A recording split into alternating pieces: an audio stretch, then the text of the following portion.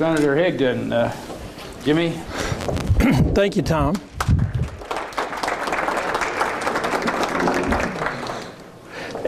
Gary White wanted me to stand behind the podium, so if you wonder why I got a microphone on, I told him that wasn't me. I was going to get out from behind the podium. So good afternoon. It's an honor to be here. It's always good to get back to Marion County after a week in Frankfort, and today is no exception. And Terry Mills told me to send his regards. He would have been here this afternoon, but he has a commitment at Lebanon Middle and St. Charles Middle this afternoon doing an anti-drug program. And I know Gary White and myself plan to join them later on. But it's good to be here, and as you know, we're well into our session this year. Today, I think, was the 21st day, so the session's a third over, and it seems a lot longer than 21 days. But anyway, we're a third finished, and most of the work happens the last couple weeks of the session, because this is the budget session, and the budget goes in. It has 4 distinct stops along the way. The first stop, the governor does his budget and presents it to the General Assembly during his budget address to the House and the Senate. So it goes first to the House and gets his bill number, and so the House. Their appropriation revenue committees start working on the budget, and they'll go through it line by line. Now, the governor made a lot of recommendations. Some of the recommendations the House will keep in. Some of them they will take out. One thing that was obviously missing from the governor's budget, he did not include any money for the Kentucky Teachers Retirement Fund. That's short. There's a shortfall with that particular fund, and I guess in my defense, let me explain to you how we get that short fund in teachers' retirement. Every year or every month, when a teacher makes their contribution out of their check, the state through the school board makes a contribution to their retirement system. So those payments are made. Delores it every month. You all deposit that. I know, but when does the school board deposit the money to match? So that money is deposited monthly and goes to the Kentucky Teachers Retirement System, which they invest that money. And for those funds to fully fund the retirement system, they need to draw about 7.75% dividend on those those funds every year. Now, when they don't produce a 7.75%, or if the pensions are too rich and paying out too much money, there becomes a shortfall, an unfunded liability, and the state is responsible for that. So when you see this unfunded liability to teachers' retirement, the state is liable, and that's how it was generated, because over the years since 2008, there hasn't been enough revenue generated by the Kentucky Teachers Retirement System to pay out the benefits. So we have made our payments. They say it's an unfunded liability, and I get a lot of very ugly messages from that. Some people misunderstand that. What are you scumbags doing? You're not paying into the teacher's retirement. We are paying into teacher's retirement. There is a shortfall, so we are obligated to do that, and we will. But back to the budget, the governor did not include in his budget any money to do that. So I'm sure that's something that the House of Representatives will insert. So to put in, I don't know what number. There's one number that the shortfall is $290 million. I've seen another number that says it's closer to $400 million. Doesn't matter what it is, it's a lot of money. And if they insert that in the budget, they'll have to take some money out somewhere else. The governor also, there was additional money for the SEEK formula, about $60 million a year to schools, which has been, I will compliment all the school districts across the state. their money has been flatlined or even cut because the reason, I guess the way they received a cut is that there were more students than we anticipated, so there was less money to go around, so it ended up being a cut to school districts even though we were trying to flatline it. But they've been flatlined for several years now, and they've done more with less. They really have done a good job. But it's time for us to get their funding back to levels so they can invest in technology and some of the things that we need in our schools. So the governor did include that in the budget. You know, we talk about revenue being tight. In 2012, the first time ever, Kentucky exceeded $9 billion in revenue. That was in 2012.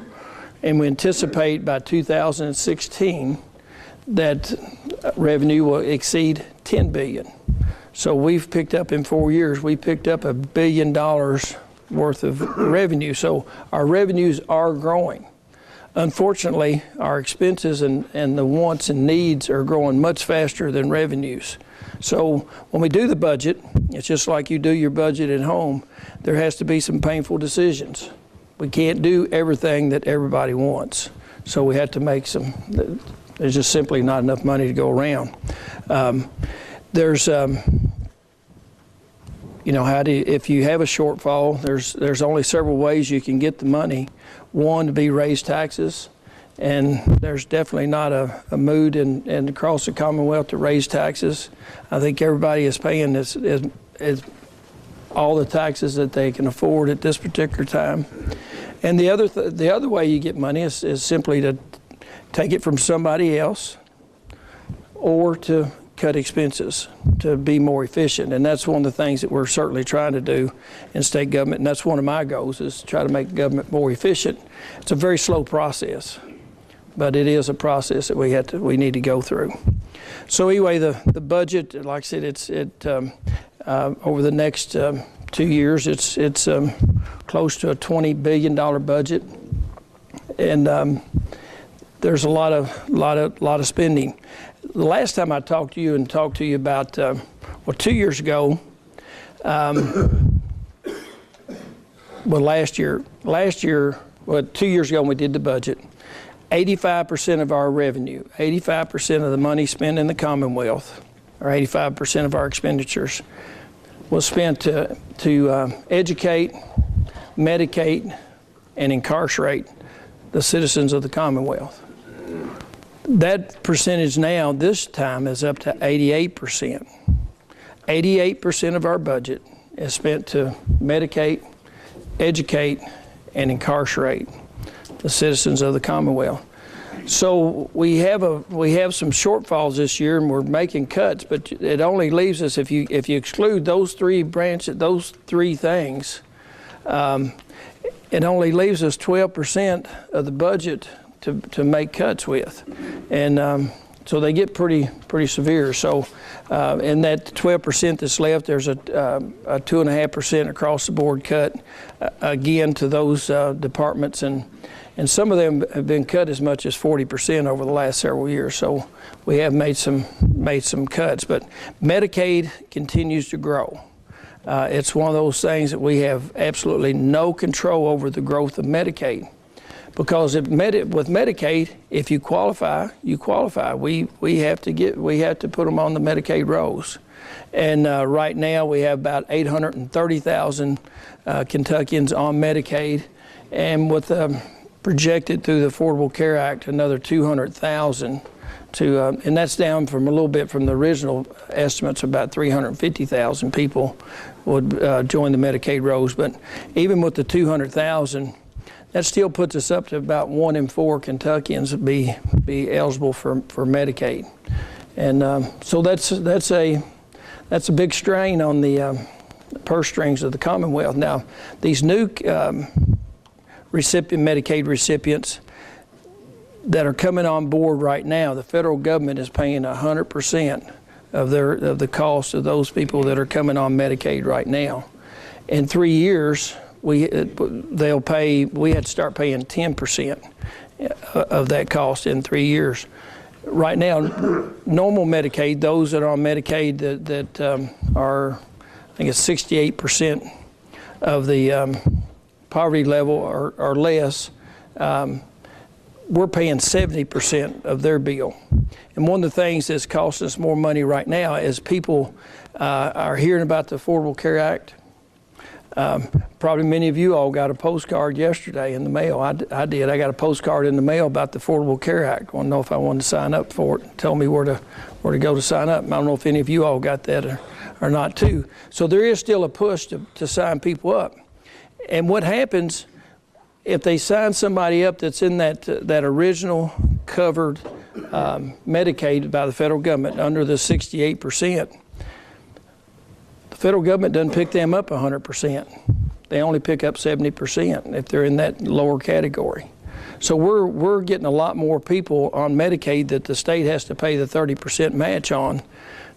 We're picking those up at quite rapidly too. So again, it's additional expense that we have absolutely no control over. We had to pay it. So, you know, a lot of issues there with the budget. Like I said, the revenue is limited, but the wants and needs are really in the Commonwealth are unlimited. It's amazing that's what I've done probably the last 6 weeks to 2 months is you know, meet with people who have special interests that want to make sure that their particular item is in the budget. But anyway, I talked about the first step. I don't want to get sidetracked. First step is that the governor presents it to the House. So the House of Representatives is working on it right now. Hopefully they'll get that budget to us about the middle of March. Then the Senate will go through it, and some of the things we do will be different than what the House does.